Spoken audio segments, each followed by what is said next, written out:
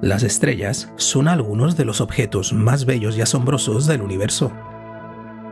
Mediante violentas reacciones termonucleares, emiten enormes cantidades de luz que iluminan el cielo nocturno y calientan los planetas cercanos. Gracias a la fusión y potentes explosiones, las estrellas también son responsables de la producción de los elementos pesados que constituyen gran parte de la materia que vemos a nuestro alrededor. Los astrónomos y astrofísicos han avanzado mucho en la comprensión del funcionamiento de las estrellas, hasta el punto de que incluso podemos predecir cuánto tiempo pasará antes de que nuestro Sol se quede sin combustible y se transforme en una gigante roja. Pero hoy no solo vamos a hablar de los tipos de estrellas con los que estamos familiarizados. En su lugar, vamos a contemplar estrellas que nunca antes habíamos visto. Estrellas que, según los astrofísicos, podrían existir hipotéticamente, incluidas las estrellas que están literalmente hechas de vacío. Soy Rafael González y estás viendo Astrum. Acompáñame hoy en nuestra inmersión en el mundo de las estrellas exóticas. Algunas de estas estrellas pueden imitar a los agujeros negros y parecerse a la energía oscura, por lo que han sido objeto de muchos estudios recientes e incluso de algún drama en el mundo de la física. En este vídeo vamos a explorarlo todo, desde las teorías físicas en las que se basan estas ideas hasta las especulaciones más descabelladas que las rodean. En primer lugar, debemos sentar algunas bases y comprender cómo funcionan las estrellas en general, empezando por la estrella más importante de todas, el Sol. Como el Sol está hecho de gas y no de materia sólida, no podrías pararte en su superficie como lo harías en la Tierra. La gravedad del Sol te arrastraría hacia el centro. Entonces, ¿por qué el gas de la superficie no es atraído también hacia adentro? Resulta que hay una presión que empuja hacia afuera desde el núcleo del Sol, que contrarresta esta atracción de la gravedad. La fuente principal de esta presión es la radiación creada por las reacciones de fusión en el núcleo, la misma radiación responsable de transportar la luz y el calor del Sol a la Tierra. Tanto si consideras la radiación como fotones individuales u ondas en el campo electromagnético, su trayectoria desde el núcleo hacia las capas exteriores del Sol provocará un empuje hacia el exterior en todas direcciones. Esta presión de la radiación no sería suficiente para evitar que cayeras en el Sol, solo lo suficiente para impedir que el propio gas del Sol colapse sobre sí mismo. Este acto de equilibrio entre la gravedad y la presión se da prácticamente en todos los tipos conocidos de estrellas. Lo que diferencia a los distintos tipos de estrellas es de dónde procede esa presión. En el caso de nuestro Sol, la presión procede de la fusión del hidrógeno en helio.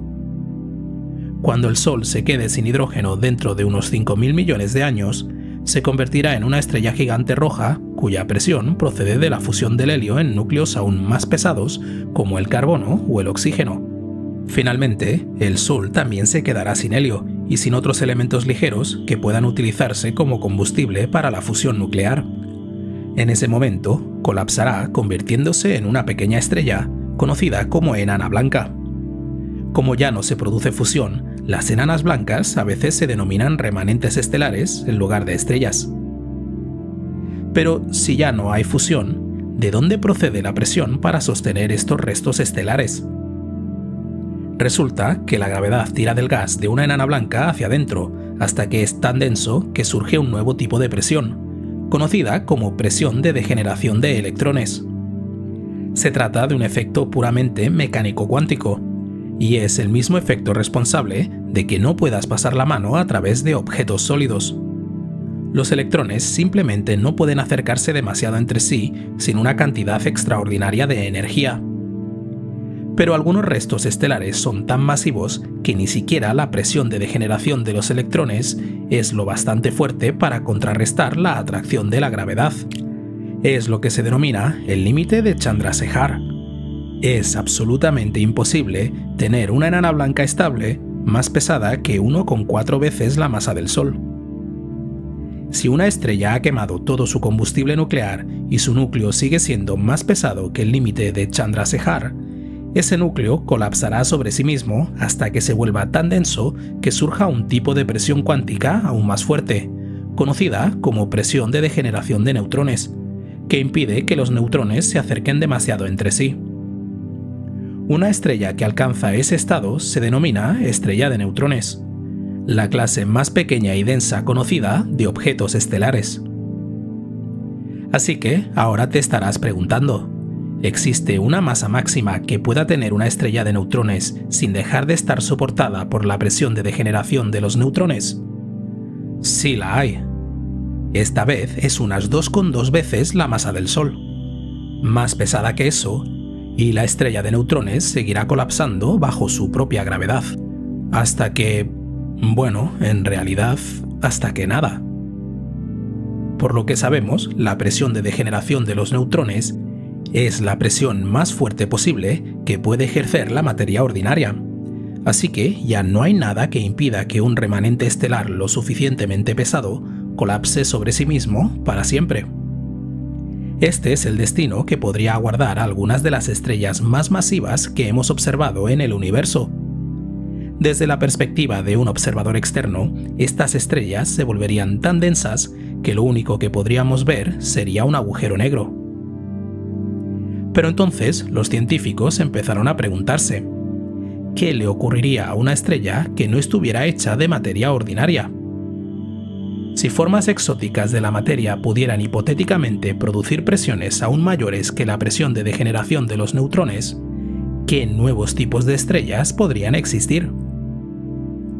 Podrías pensar que simplemente podríamos continuar la pauta que empezábamos a ver antes. Las estrellas podrían hacerse aún más pequeñas e incluso más densas que las estrellas de neutrones, siempre que estuvieran soportadas por algún tipo de presión aún mayor. Podrías pensar que el único límite a lo pequeñas que podrían llegar a ser sería el punto de no retorno en el que se convertirían en agujeros negros. Ese punto de no retorno es cuando una estrella se hace más pequeña que su propio radio de Schwarzschild. Esto es casi cierto, pero no del todo. En cambio, el físico Hans Adolf Buchdahl demostró en 1959 que una estrella hecha de cualquier forma realista de materia, con densidad de energía y presión positivas, no puede ser más pequeña que 9 entre 8 veces su radio de Schwarzschild. Puede que no parezca una gran diferencia, pero ese factor de 9 a 8 significa que cualquier estrella realista tiene que ser notablemente mayor que un agujero negro, lo que hace mucho más fácil distinguirlas. Fue entonces cuando los físicos empezaron a preguntarse por las estrellas que Buchdahl llamaría menos realistas. Por ejemplo, ¿qué pasaría si una estrella estuviera hecha de una materia que permitiera que la presión fuera negativa en algunas regiones y positiva en otras? Entonces no se aplicaría el límite de Buchdahl y esa estrella podría tener menos de 9 entre 8 veces su radio de Schwarzschild. De hecho, podría acercarse arbitrariamente al tamaño de un agujero negro con la misma masa. Como añadido, las estrellas teóricas como estas, que podrían imitar la apariencia de los agujeros negros, se convirtieron en una molestia para los astrofísicos, ya que ahora, cada vez que descubrían algo que creían que era un agujero negro, no podían limitarse a decir que habían descubierto un agujero negro. Tenían que matizar que se trataba de un agujero negro o de un objeto extremadamente compacto que imitaba un agujero negro. Aunque en el fondo la mayoría de ellos estuvieran bastante convencidos de que se trataba de un agujero negro. Pero volviendo al tema principal, ¿qué aspecto tendrían estas estrellas exóticas con presiones negativas? La respuesta resulta ser aún más extraña de lo que podría haber imaginado.